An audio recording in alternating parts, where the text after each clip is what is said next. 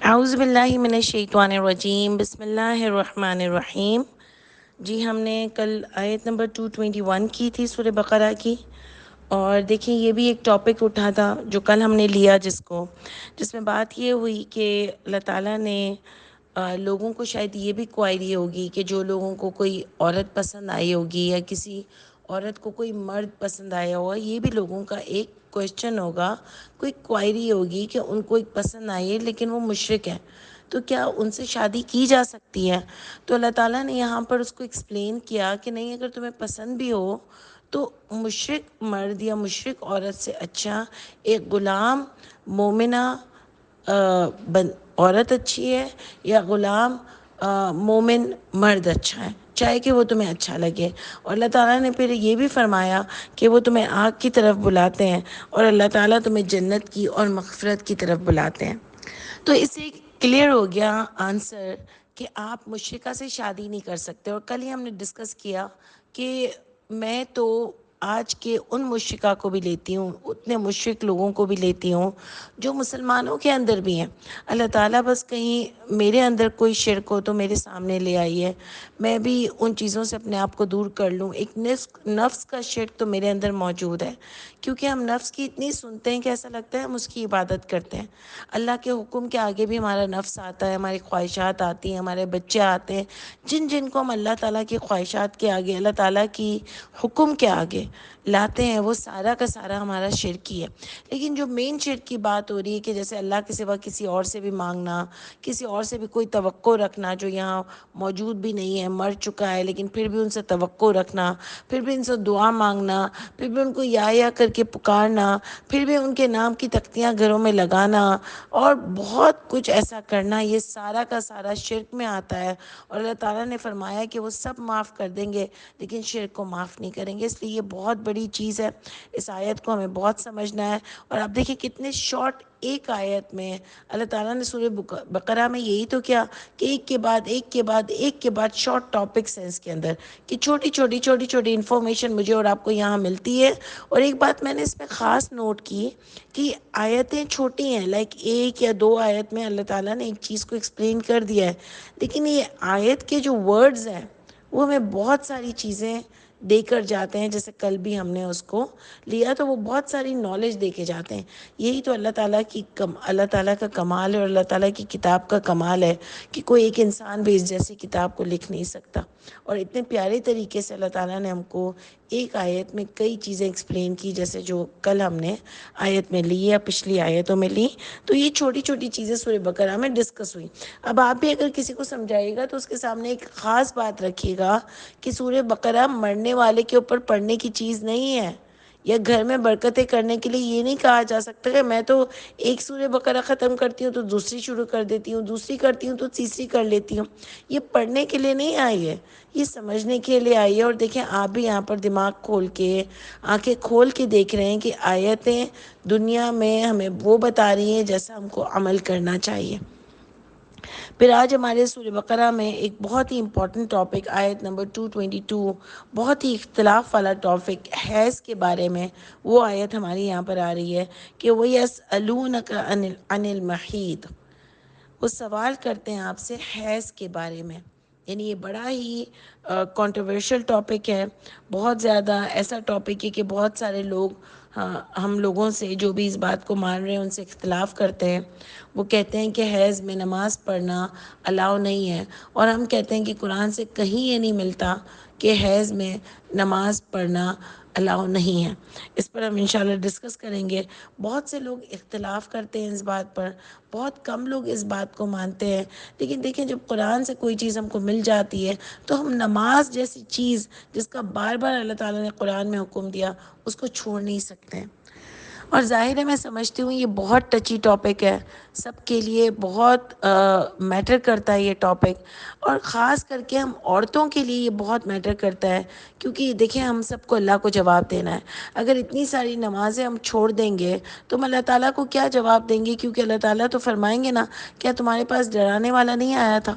اور پھر جب ہم یہ کہہ دیں گے کہ اللہ تعالیٰ ہمارے بڑوں نے ہی کہا تھا، تو آپ کو پتہ ہے کہ جب بھی قرآن میں بڑوں کی ڈسکشن ہوئی کہ اللہ تعالیٰ ہم تو ان کے پیچھے چلتے تھے، تو اللہ فرمائیں گے دونوں کو جہنم میں ڈال دو۔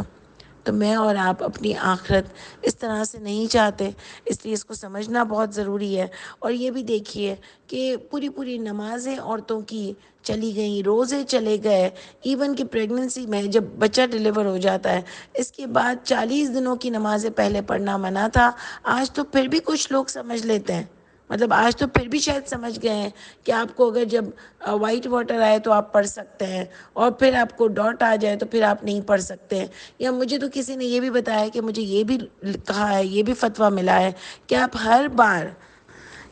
ہر بار جب بھی آپ نماز پڑھو اس سے پہلے آپ غسل کرو اور پھر نماز پڑھو، چاہے آپ کو وہ ڈاٹ ہو یا نہ ہو۔ تو جس نے مجھے یہ فتویٰ بتایا نا، تو میں نے اس سے پوچھا کہ کیا یہ ڈاٹ گندگی نہیں ہوگی؟ فرض کرو تم نے نہایا اور اس کے بعد ہی تمہیں بلڈ آ گیا، تو پھر کیا یہ نماز پڑھی جا سکتی ہے اس میں؟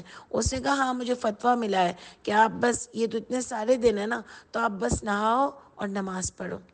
دیکھیں کتنا ڈیفالٹ ہے اس میں، کہ اگر یہ چیز ہی گندی ہے اور یہ ہے ہی گندگی اور اس میں نماز پڑھی ہی نہیں جا سکتی، تو پھر اللہ تعالیٰ ان 40 دنوں میں بھی معاف کر سکتے تھے۔ اللہ تعالیٰ کو ایسے کوئی نمازوں کی ضرورت نہیں ہے کہ بس مشکلوں میں ڈال کے بھی نمازیں پڑھا لوں اور اتنا کنفیوژن اس میں کریٹ کریں، جہاں اللہ تعالیٰ نے، اب دیکھیں آپ کا تو دماغ کھل گیا نا ماشاءاللہ، اور پہلے سے بھی کھلا ہوا تھا، تو آپ دیکھ رہے ہیں کہ کتنی چھوٹی چھوٹی باتوں کو اللہ تعالیٰ نے سورہ بقرہ میں اور پورے قرآن میں ڈسکس کیا ہے، جو کہ میں اور آپ سوچ بھی نہیں سکتے۔ یعنی جو میں تو بار بار اسی ٹاپک کو لے کر آ جاتی ہوں کہ ایک تو سورہ نور میں جو ماں باپ کے کمرے میں جانے کے لیے بات ہے، جو لوگوں کے گھروں میں جانے کے لیے نوک کرنے والی بات ہے، یا جو احرام میں جب تک بال منڈوانے کی بات ہے، اس میں بیماری ہو تو اس کے لیے کیا فائن ہے، وہ سب اللہ نے ڈسکس کیا۔ تو اللہ قرآن میں کلیئر میسج نہیں دے سکتے تھے کہ مینسز والی عورت نماز نہیں پڑھے گی۔ اور دیکھیں اگر کسی کو پرابلم بھی ہوتی ہے تو کوئی یہاں پر کسی کو بے حیائی کرنے کا نہیں کہہ رہا، ایک صرف نماز پڑھنے کا کہا جا رہا ہے۔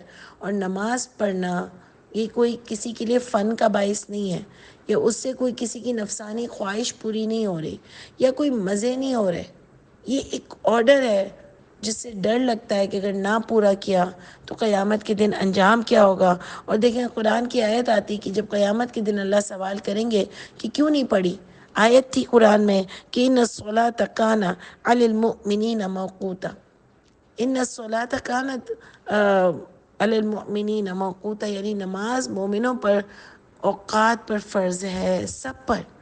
یہ نہیں آیا جیسے روزے کے بارے میں اللہ تعالیٰ نے حکم دیا کہ روزے فرض ہیں، لیکن اگر تم سفر پر ہو اور بیمار ہو تو چھوڑ سکتے ہو، لیکن اگر رکھ لو تو بہتر ہے۔ تو آپ کو پتہ ہے روزے میں بھی یہ لوگ کہاں لاتے ہیں مینسس کی عورت کو؟ جہاں بیمار کا ورڈ آتا ہے وہاں لاتے ہیں کہ اگر بیمار ہو یا سفر پر ہو تو چھوڑ سکتے ہو، تو وہاں لاتے ہیں کہ دیکھیں یہاں بیماری کا حکم آیا تو یہ بیماری ہے تو چھوڑ سکتے ہو۔ تو میں نے بھی ایک دفعہ ان سے سوال کیا، اور ظاہر ہے کئی لوگوں نے ان سے کیا، کہ جب آپ کہہ رہے ہو تو اللہ تو نیچے کہہ رہے ہیں کہ اگر رکھ لو تو بہتر ہے، تو اس کا مطلب اگر مینسز والی عورت بھی رکھ لے تو بہتر ہے نا۔ اسی آیت میں آ رہا ہے، آپ نے بھی پڑھی ہے نا، کہ اگر تم سفر میں ہو اور بیمار ہو تو چھوڑ سکتے ہو روزے، لیکن اگر رکھ لو تو بہتر ہے۔ تو پھر کیا مینسز والی عورت بھی رکھ لے؟ تو یہاں ان کے پاس آنسر نہیں ہوتا ہے۔ اسی طرح آپ یہ دیکھیں کہ یہ جو بات آ رہی ہے، جو کوشچن ہوا ہے، وہ آدمیوں کی طرف سے ہوا ہے، یا عورت سے تو کوئی بات ہی نہیں ہو رہی ہے کہ نماز نہ پڑھے۔ دیکھیں سوال کیا ہو رہا ہے، آپ غور فکر کیجئے کہ وَيَسْأَلُونَكَ عَنِ الْمَحِيضِ، وہ سوال کرتے ہیں آپ سے حیض کے بارے میں، قُلْ هُوَ أَذًى، آپ کہہ دیجئے، اللہ نبی کریم صلی اللہ علیہ وسلم سے کہہ رہے ہیں، آپ ان سے کہہ دیجئے هُوَ أَذًى۔ تو یہاں پر قرآن میں ترجمہ دے دیا گیا کہ گندگی ہے۔ اگر آپ قرآن کو دیکھو تو قرآن میں اذن کا ہر جگہ میننگ آتا ہے تکلیف، کہیں بھی گندگی نہیں آ رہا، ہر جگہ میننگ آتا ہے اس کا تکلیف۔ اللہ فرماتے قل ہوا اذن، ان سے کہہ دو وہ تکلیف ہے، یعنی وہ محید، وہ حیض، وہ تکلیف ہے۔ ظاہر ہے اس میں اریٹیشن ہوتی ہے، اس میں کچھ پرابلمز ہوتی ہیں، لائک کچھ کبھی کوئی درد ہوتا ہے پیٹ میں، کسی کو اور کوئی پرابلم ہوتی ہے، تو وہ عورت کے لیے ویسے بھی تھوڑی اذیت کا باعث ہوتا ہے۔ اور آپ کو اذیت کے بارے میں بھی ایک آیت سے بتا دوں کہ نبی کہ نبی کریم صلی اللہ علیہ وسلم سے اللہ تعالیٰ نے ایک آیت میں فرمایا کہ وہ آپ کو زیادہ سے زیادہ اذیت دے سکتے ہیں مگر ضرر نہیں دے سکتے. مطلب وہ آپ کو زیادہ سے زیادہ اذیت دے سکتے ہیں مگر ضرر نہیں پہنچا سکتے. تو اس کا مطلب اذیت ایک چھوٹی تکلیف ہے ضرر کے مقابلے میں جو ہم کو قرآن کی آیت سے ملتی ہے. ٹھیک ہے، تو یہاں پر بھی اللہ تعالیٰ نے فرمایا کہ یہ اذیت ہے، یعنی ایک معمولی عورت کے لیے ایک ایک ایک کیا بولنا چاہیے، ایک چڑچڑاہٹ ہوتی ہے نا کہ آپ کو تھوڑے یہی جو میں کہہ رہی ہوں کہ ایک آپ کے اندر ایک فیلنگ ہو رہی ہوتی ہے، ایک سائیکولوجیکلی بھی کچھ عورتوں کو اس کے اندر تکلیف ہوتی ہے، پرابلمز ہوتی ہیں. اور ویسے تو آپ دیکھو کہ یوں تو آپ بالکل فٹ ہوتے ہو، اس میں تو ہم صفائیاں نکالتے ہیں، شاپنگ کرتے ہیں، جو بھی ایکسٹرا کی کام ہے وہ ان دنوں میں کر لیتے ہیں کہ بھئی چلو چھٹی ہو گئی، نماز کی، روزے کی، ہر چیز کی، تو اب فری ہو گئے ہیں. تو اگر تکلیف ہوتی تو ہم یہ صفائیاں کر سکتے، یہ شاپنگ کر سکتے. تو ایسی کوئی تکلیف نہیں ہوتی، لیکن یہ پرابلم ہوتا ہے کہ اس میں انٹر کورس میں شاید عورت کوئی اچھا فیل نہ کرے. ٹھیک ہے، تو دیکھیں آدمیوں سے ہی ہو رہی ہے نا بات، آگے بھی دیکھیں. فَاعْتَزِلُوا النِّسَاءَ، پس دور رہو. اعتزلوا پریکاشن کے لیے یوز ہوتا ہے قرآن میں اور عربک میں. تو یہ آ رہا ہے کہ پس دور رہو، پریکاشن کرو، النساء عورتوں سے، فی المحیض حیض میں. تو دیکھیں بات تو عورتوں سے ہو ہی نہیں رہی ہے، تو نماز کہاں سے آ گئی اس میں؟ نماز کا ٹاپک تو اس میں آ ہی نہیں رہا. کہاں سے آ گئی نماز؟ کہ دور رہو ان عورتوں سے اگر وہ حیض میں ہوں. سمجھ آ رہی ہے بات؟ جیسے مطلب اتنا زیادہ چیزوں کو پرابلمیٹک کر دیتے ہیں اور اتنا زیادہ اپنے دین میں ملاوٹیں کر دیتے ہیں کہ آپ دیکھو اس عقیدے کو اتنا پکا بنا دیا کہ اتنا عقیدہ پکا ہو گیا ہے لوگوں کے اندر کہ اگر آپ سمجھاؤ نا تو بھی بات سمجھ نہیں آتی. تو وہ تو آپ دیکھ لو نا کہ ٹرینیٹی کا عقیدہ کتنا مضبوط ہو گیا ہے کہ عیسیٰ علیہ السلام اللہ کے بیٹے ہیں. وہ سمجھانے سے بھی سمجھ نہیں آ رہی ہے لوگوں کو. تو اس کا مطلب یہ نہیں کہ وہ بات صحیح نہیں ہے، استغفر اللہ. اسی طرح بہت ساری چیزیں قرآن سے ہٹ کر کی گئیں تو وہ کوئی صحیح نہیں ہے. اور اگر آپ اذن کو تکلیف بھی لے لو تو سورہ مائدہ اور سورہ نساء کی آیت میں اذن کو گندگی بھی لے لو. ویسے تو اذن پورے قرآن میں تکلیف میں آتا ہے، لیکن اگر انہوں نے ترجمہ گندگی کیا ہے تو آپ پورے قرآن میں دیکھ لو، سورہ مائدہ اور سورہ نساء کی خاص آیتوں میں دیکھ لو کہ جہاں پانی نہ ملے تو تیمم کر کے نماز پڑھ لو. اگر تم نے عورتوں کو چھوا ہو تب بھی، یعنی گندگی میں بھی نماز پڑھنا منع نہیں ہے. اگر گندگی ہے تو بھی نماز پڑھنا منع نہیں ہے. وہ آپ کو سورہ نساء اور سورہ مائدہ سے اللہ تعالیٰ نے ایکسپلین کیا ان آیتوں میں کہ اگر تم نے عورت کو چھوا ہو یا تم نے انٹر کورس کیا ہو اور پانی نہ ملے تو بھی تم نماز پڑھ کر سکتے ہو، صرف تیمم کر کے. اور آپ کو پتہ ہے کہ تیمم میں صرف ہاتھ ہوتے ہیں، ہاتھ صاف ہوتے ہیں اور چہرہ، وہ جگہ صاف نہیں ہوتی. لیکن اس کے باوجود بھی اللہ نے آرڈر کیا کہ نماز پڑھو ایکسیپشنل کیسز میں. تو یہاں پر بھی ایکسیپشنل کیس ہے، اس میں نماز کیسے الاؤ نہیں ہے؟ اور نماز کا ذکر کہاں ہے پورے قرآن میں؟ ورنہ ہمیں کیا پرابلم ہے؟ لیکن آپ دیکھ لیں گے کیا ذکر ہے. بات تو یہ ہو رہی ہے کہ عورتوں سے ان دنوں میں دور رہو کیونکہ وہ عورت کے لیے ویسے ہی تھوڑا اذیت ہے، اس لیے اس چیز میں اس کو نہ الجھاؤ. وَلَا تَقْرَبُوهُنَّ حَتَّى يَطْهُرْنَ، اور نہیں تم قریب جانا ان عورتوں کے حتیٰ یہاں تک کہ یطہرن، وہ پاک ہو جائیں یا وہ حیض ان سے دور ہو جائے. ویسے تو آپ دیکھ لو کہ یطہرن ادھر بھی آتا ہے جب عیسیٰ علیہ السلام کو اللہ تعالیٰ نے اوپر اٹھا رہے تھے اور اللہ نے فرمایا ان کو موت دے کے کہ میں عنقریب آپ کو ان سے دور کروں گا اور آپ کو ان سے پاک کروں گا. یعنی یطہرن کا ورڈ وہاں پر آتا ہے. تو اس میں بھی یہی مقصد ہوتا ہے کہ اللہ تعالیٰ ان کو ان سے دور کریں گے یا ان سے پاک کریں گے، یعنی ایک چیز سے آپ الگ ہو جاؤ. اس کا مقصد یہ ہوتا ہے. یطہرن کا آپ کہیں بھی عربک میں بھی دیکھ لیجئے تو یہ ہوتا ہے کہ ایک چیز سے آپ دور ہو جاؤ. جیسے طہارہ کا میننگ آتا ہے نا پاکی، یعنی اللہ پسند کرتے ہیں پاک کو، یعنی جو برائیاں چھوڑ کر، برائیوں سے دور ہو کر نیکی کی طرف آ جائے. یطہرن کا مطلب ہی یہ ہوتا ہے کہ جو برائی کو چھوڑ دے وہ پاک ہو جاتا ہے. تو اس کا مطلب ہی یہ ہے کہ وہ حیض ان سے دور ہو جائے. جب تک آپ اس عورت کے پاس نہیں جاؤ گے، ان سے کوئی انٹر کورس نہیں کرو گے. چھونے سے مقصد یہ ہے کہ پریکاشن لو ان سے، اور نہ ہی تم قریب جانا ان عورتوں کے، یہاں تک کہ وہ دور ہو جائے حیض ان سے، یا وہ پاک ہو جائے اس حیض سے. دیکھیں ابھی تک میں آپ کو اتنا پڑھا رہی ہوں، لیکن اس میں کہیں پر بھی عورتوں سے کوئی بات نہیں ہو رہی اور نماز کی کوئی بات نہیں ہو رہی. تو آپ دیکھ لو کہ کہاں آ رہی ہے یہ بات. اور پھر اپنی مرضی سے انہوں نے اس میں نماز ڈالی. اللہ تعالیٰ نے تو بالکل ایک سمپل ذکر کیا. اچھا دیکھیں اب یہ ہو رہا ہے کہ قریب نہ جانا، تو کیا قریب نہیں آتے؟ اور اتنی گندی اگر عورت ہے تو کیا عورت کھانا نہیں بناتی؟ کیا عورت ان کے کپڑے استری نہیں کرتی؟ کیا عورت ان بچوں کے اور سب کے اور کام نہیں کرتی؟ چھوٹے بچوں کو نہلاتی بھی ہے، بڑے بچوں کے لیے بھی ہیلپ کرتی ہے، قریب ہی ہوتی ہے، کھانا بھی اس کے ہاتھ کا کھاتے ہیں، سب کچھ تو ہو رہا ہوتا ہے. تو پھر کس چیز کی گندگی ہے کہ صرف نماز نہ پڑھے، صرف اس کی گندگی ہے، یا روزے نہ رکھے، باقی کسی کام کی گندگی نہیں ہے؟ اور آپ کو پتہ ہے انڈیا وغیرہ میں تو یہ اتنا زیادہ ہوتا تھا کہ نہ اس کو چھونے دیتے ہیں، نہ اس کو بیڈ پہ بیٹھنے دیتے ہیں. اور ہم بھی ایکچولی وہاں سے آئے نا، تو یہ ساری تہماتیں ہم اپنے ساتھ لے کر آئے فضول کی. اللہ تعالیٰ نے عورت کو یہ مینسز کا سائیکل دیا، اور یہ سائیکل اتنی بڑی چیز ہے کہ اس سے انسان پیدا ہوتا ہے. اس سے جو خون کا ایک لوتھڑا بنتا ہے، وہ جو ایگز بنتے ہیں، اس سے انسان جو ہے وہ پیدا ہوتا ہے. اور اگر پیریڈز ختم ہو جائیں اس کے بعد بچہ پیدا نہیں ہو سکتا ہے. اور اسی لیے زکریہ علیہ السلام نے اللہ تعالیٰ سے فرمایا تھا کہ میری بیوی تو بانجھ ہے، یا تو وہ بوڑھی ہو گئی ہے اور بانجھ ہے، تو بچہ کیسے ہو سکتا ہے؟ تو اسی لیے آپ دیکھو کہ وہی پورے جو اللہ تعالیٰ کا یہ سسٹم ہے عورت کی باڈی کا، اسی سے تو یہ بچہ پیدا ہوتا ہے. تو یہ اتنی گندگی ہے، تو کیا پھر وہ بچہ بھی گندا ہے؟ ذرا سائنٹیفکلی آپ کسی سے پوچھ لو کہ کیا 7 دن کے بعد کسی کو 9 دن چلتا ہے، کسی کو 10 دن چلتا ہے، کسی کو 11 دن چلتا ہے، تو بولتے ہیں کہ 7 دن کے بعد تم نمازیں پڑھ سکتے ہو. تو آپ کسی ڈاکٹر سے پوچھ لو کہ 7 دن کے بعد کے پیریڈز میں اور اس سے پہلے کے پیریڈز میں کوئی فرق ہوتا ہے؟ تو وہ کہیں گے آپ کو سیم ہوتا ہے.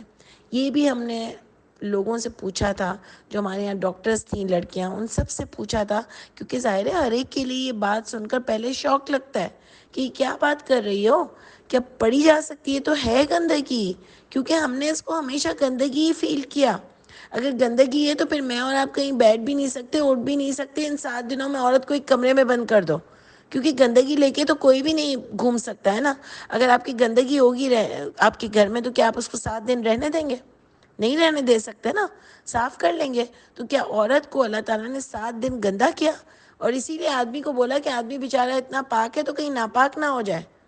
کیسی بے شرمی کی بات ہے. اور اللہ تعالیٰ نے ان 7 دنوں میں عورت کو اتنا ناپسند کیا کہ اللہ تعالیٰ نے اس کے لیے اپنے آگے جھکنا بھی پسند نہیں کیا. کیا ایسے اللہ تعالیٰ کریں گے؟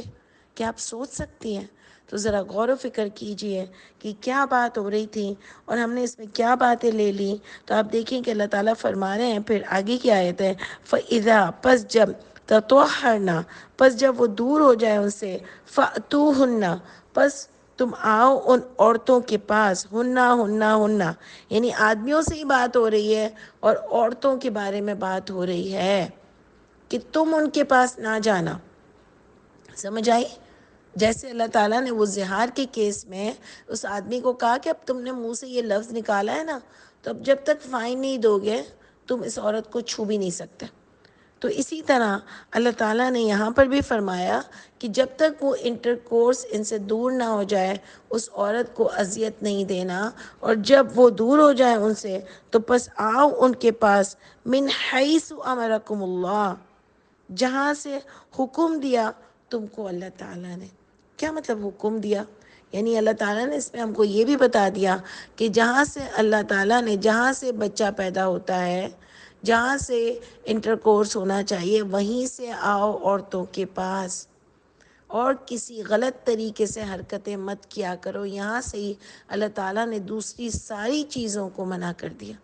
یہ بھی بہت دماغ کھول کے سمجھنے کی بات ہے۔ ان اللہ، بے شک اللہ تعالیٰ، یحب التوابین، وہ محبت کرتے ہیں، وہ پسند کرتے ہیں توبہ کرنے والوں کو، یعنی جس مرد نے یہ غلطی کی ہے۔ دیکھیں اس میں بھی میننگ میں عورتوں کو لے آتے ہیں کہ اور دور رہو، اور تو اللہ بھی پسند کرتے ہیں صاف ستھرے اور پاکیوں کے پاس ہی جانا چاہیے، یعنی عورت اتنی گندی ہے کہ اس کے پاس نہ جاؤ۔ اور اگر کسی نے یہ بھی کہا، کچھ اور بھی طریقے سے اس کی میننگ لے لی ہے کہ اللہ تعالیٰ آدمیوں کو، اللہ تعالیٰ یعنی جو اللہ کا حکم مانے گا اس کو پسند کرتے ہیں، اور جو صاف ستھرا ہو یعنی گندی عورتوں کے پاس نہ جائے اس کو پسند کرتے ہیں۔ میں نے تو یہ سارے ترجمے پڑھے ہیں اور لوگوں سے اس کے ساری تفصیلات سنی ہیں، یعنی پتہ نہیں کیسی باتیں کرتے ہیں۔ ہم تو یہاں سمپلی یہ کہیں گے کہ اللہ تعالیٰ فرماتے ہیں کہ بے شک اللہ تعالیٰ وہ پسند کرتے ہیں توابین، یعنی جنہوں نے اب تک یہ حرکت کر لی ہے وہ توبہ کر لیں اللہ تعالیٰ سے۔ وہ یحب المتطہرین، اور وہ پسند کرتے ہیں ان لوگوں کو جو اپنے آپ سے یہ کمی کو دور کر لیں، یعنی جنہوں نے یہ حرکت کی ہے، جنہوں نے یہ گناہ کیا ہے، وہ جو معافی مانگ لیں اللہ سے اور اس گناہ سے اپنے آپ کو دور کر لیں، اللہ ایسے لوگوں کو پسند کرتے ہیں۔ اور ویسے بھی معافی کی شرطیں کیا ہے کہ اللہ سے معافی مانگو اور اپنی اصلاح کر لو۔ تو یہاں بھی وہی بات آ رہی ہے کہ توبہ کر لو متطہرین، یعنی اس گناہ سے اپنے آپ کو دور کر لو۔ تو یہ پوری آیت بہت خوبصورت ہے سمجھنے کے لیے۔ اللہ تعالیٰ نے اس میں عورت کو، میں سمجھتی ہوں عورت کو فیور کیا ہے، اور ایک پورا ایک سائیکل ہے، ایک نظام ہے جو اللہ تعالیٰ نے بنایا ہے، جس سے بچہ پیدا ہوتا ہے، جس سے دنیا چل رہی ہے، اور اللہ نے یہ پورا نظام بنایا ہوا ہے۔ اس کے بعد اللہ فرماتے ہیں نساؤکم حرث لکم، عورتیں تمہاری کھیتیاں ہیں تمہارے لیے، یعنی عورتیں تمہاری کھیتیاں ہیں۔ تو لوگ اس پہ کہتے ہیں کہ بس کھیتیاں ہیں، جب آدمی یوز کرے جتنے بچے چاہو پیدا کرو، کوئی روک نہیں سکتا۔ اور ہمارے یہاں بیچاری یہ جو ماسیاں وغیرہ آتی ہیں یا اور کوئی ایسی ہوتی ہیں، وہ کہتی ہیں گناہ ہے، آدمیوں کو منع نہیں کر سکتے، وہ کہیں بچہ پیدا کرنا ہے تو بھئی گناہ کیا، کس چیز کا گناہ؟ پریکاشن آدمی اور عورت مل کے ڈیسائیڈ کرتا ہے۔ اللہ تعالیٰ یہ نہیں کہہ رہا کہ 10 بچے پیدا کر لو اور بھوکے ننگے چھوڑ دو، کہ اللہ تعالیٰ نے عقل نہیں دی تھی کہ کتنے بچے تمہیں پیدا کرنے؟ اور کھیتی بھی، جس کی زمین ہوتی ہے نا، وہ بھی دیکھ بھال کے یوز کرتا ہے۔ یہ نہیں ہے کہ سال میں 2 بار کھیتی آتی ہے، آپ کسی سے بھی پوچھ لیں، ہر مہینے کھیتی نہیں لگاتا، اس طرح تو زمین ہی ختم ہو جائے گی اور خراب ہو جائے گی اور نکل بھی نہیں سکتی ہے۔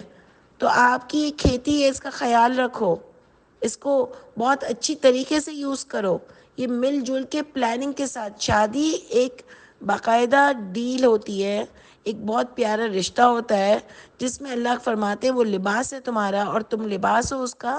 یعنی اس آیت سے اللہ تعالیٰ اس رشتے کی ایک ڈیپتھ بتا رہے ہیں کہ کتنا خوبصورت رشتہ ہے دو پارٹنرز کے درمیان، کتنا دوستی کا رشتہ ہے، کتنا ہر چیز کا فیصلہ ساتھ مل کے فیصلہ کرنے کا رشتہ ہے۔ یعنی ایک طلاق کی بھی جب بات ہوئی اللہ تعالیٰ نے، تو اللہ نے فرمایا کہ دونوں مل کے اس کو طے کرو، بچوں کی جو ذمہ داری ہے وہ بھی اٹھاؤ، ساتھ مل کے فیصلہ کرو کہ کتنے دودھ پلانا کب تک ہے، یا کیا کرنا ہے یا کیا نہیں پلانا۔ یعنی اللہ تعالیٰ نے تو اتنا ساتھ مل کے چلنے کو کہا ہے، تو کیا اس میں ساتھ مل کے نہیں چلنا؟ کہ کیا عورت بچے اور پیدا کرنا چاہتی ہے یا آدمی اور کرنا چاہتا ہے، یا ان کی انکم ان کو اتنی اجازت دیتی ہے؟ حالانکہ رزق اللہ کے ہاتھ میں ہے، لیکن اللہ نے یہ بھی نہیں بولا کہ گھر بیٹھ کے آنکھیں بند کر لو تو رزق تمہارے ہاتھ میں دے دوں گا، تم محنت کرو گے تو رزق آئے گا۔ پانی بھی دور سے بیٹھ کے نہیں بول سکتے، اللہ تعالیٰ قرآن میں اگزامپل دے رہے ہیں کہ میرے منہ میں آ جاؤ تو وہ آ جائے گا، ایسا نہیں ہو سکتا۔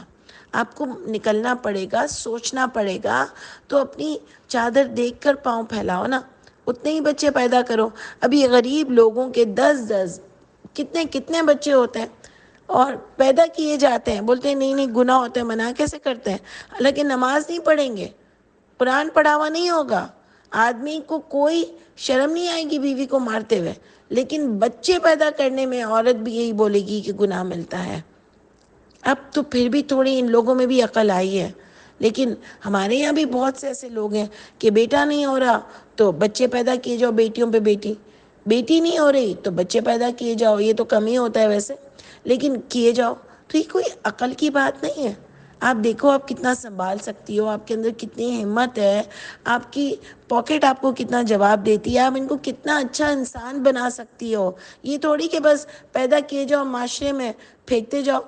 اللہ تعالیٰ نے ماں باپ کی ذمہ داری یہ بھی رکھی تھی کہ پیدا کر کے ایک اچھا انسان بناؤ، ایک تربیت کرو۔ آپ نے دیکھا نہیں ہے لقمان علیہ السلام کیسی تربیت کرتے ہیں اپنے بچے کی، اور اللہ تعالیٰ نے جگہ جگہ مثالیں دی کہ کیسے ماں باپ نے اپنے بچوں کی تربیت کی، اور کیسے اولاد ثواب جاریہ بنے گی ماں باپ کے لیے اگر انہوں نے ان کی اچھی تربیت کی ہوئی تو یہ سب باتیں بہت سوچ سمجھ کی ہیں۔ تو یہاں پر اللہ فرماتے ہیں کہ عورتیں تمہاری کھیتیاں ہیں تمہارے لیے، عورتیں تمہاری کھیتیاں ہیں تمہارے لیے، فَأْتُوا حَرْثَكُمْ أَنَّا شِئْتُمْ، بس آؤ حرثکم، کھیتیوں میں تمہاری، انا شئتم، جہاں سے چاہو تم۔ تو دیکھیں اوپر اللہ تعالیٰ نے بتا دیا کہ کہاں سے چاہنا چاہیے اور کہاں سے آنا چاہیے، اور کھیتی کا خیال بھی رکھو۔ وقدموا لانفسکم، اور آگے بھیجو اپنی جانوں کے لیے۔ یعنی دیکھیں دونوں باتیں، حیض کی بھی بات آئی، کھیتی کی بھی بات آئی، اور شادی کا مقصد بھی پتہ ہے کہ بچے پیدا کرنا اور ایک بہت پیارا فیملی سسٹم بنانا، اور بچوں کو بہت اچھی تربیت کرنا، ان کو دین کے لیے تیار کرنا، ان کو دنیا کے لیے تیار کرنا۔ اور پھر اللہ تعالیٰ فرماتے ہیں کہ آگے بھی بھیجو اپنی جانوں کے لیے، واتقوا اللہ، اور ڈرو اللہ سے، ہر معاملے میں ڈرو۔ بیوی کو غلط طریقے سے یوز کرنے سے ڈرو، اس کو اذیت دینے سے ڈرو، اللہ کی نافرمانی کرنے سے ڈرو۔ وَاعْلَمُوا، اور جان لو، أَنَّكُمْ مُلَاقُوهُ، یہ کہ تم ملاقات کرو گے اس سے۔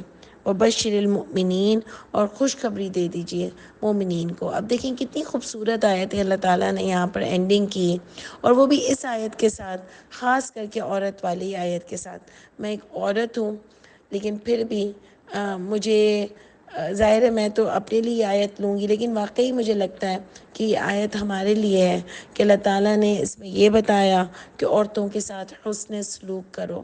واقعی دیکھیں جہاں مرد کے ساتھ بھی حسن سلوک کی بات آئی وہ بھی ہم کو بالکل کرنا چاہیے، لیکن یہ آیتیں عورت کے لیے ہیں۔ جیسے زہار کی آیت پر میں بہت پراؤڈ فیل کرتی ہوں کہ اللہ تعالیٰ نے ایک عورت کے لیے اسٹینڈ لیا، مطلب ایک عورت پر پراؤڈ فیل کرتی ہوں کہ اللہ تعالیٰ نے اس کی بھی ایک حیثیت رکھی ہوئی ہے، اس کو کوئی کمی چیز نہیں بنایا جو ہمارے لیے بنا دیا ہے کہ بس اس کو یوز کرو۔ ہمارے یہاں تو دائیں ہاتھ کی ملکیت کو بھی بس یوز کرو، اور اس کے لیے بھی استغفر اللہ، ہمارے اتنے پیارے پیارے نبی کا نام اور دوسرے اتنے پیارے لوگوں کا نام، شرم بھی نہیں آتی، شرم بھی نہیں آتی۔ اللہ تعالیٰ ہم سب کو عقل دے، سدھرنے والا بنائے، اور اللہ تعالیٰ جہاں کہیں ہم غلط ہوں ہم کو بھی ٹھیک کر دیجئے۔ لیکن اللہ تعالیٰ نے عورت کو کوئی گری ہوئی چیز نہیں بنایا۔ تو مجھے یہ لگتا ہے کہ اس آیت میں اللہ تعالیٰ نے آدمیوں کو ایک ترغیب دی کہ عورتوں کا خیال رکھو۔ آپ بھی دیکھیے گا اسی پر اللہ تعالیٰ نے ڈرایا بھی کہ ڈرو اللہ سے، اور جان لو کہ تم ملاقات کرنے والے ہو اس سے، اور خوشخبری دے دو مومنین کو، یعنی جو اللہ کی بات بھی مانتے ہیں، جو اپنی عورت کے ساتھ حسن سلوک بھی کرتے ہیں۔ تو میں اس آیت کو اس طریقے سے لیتی ہوں، آپ کی کوئی بھی اس میں مجھ سے الگ سمجھ ہو یا کوئی اور چیز کی سمجھ ہو کہ اور آپ کے پاس اور اچھی اس کی انٹرپریٹنگ ہو تو مجھ سے ضرور ڈسکس کیجیے گا۔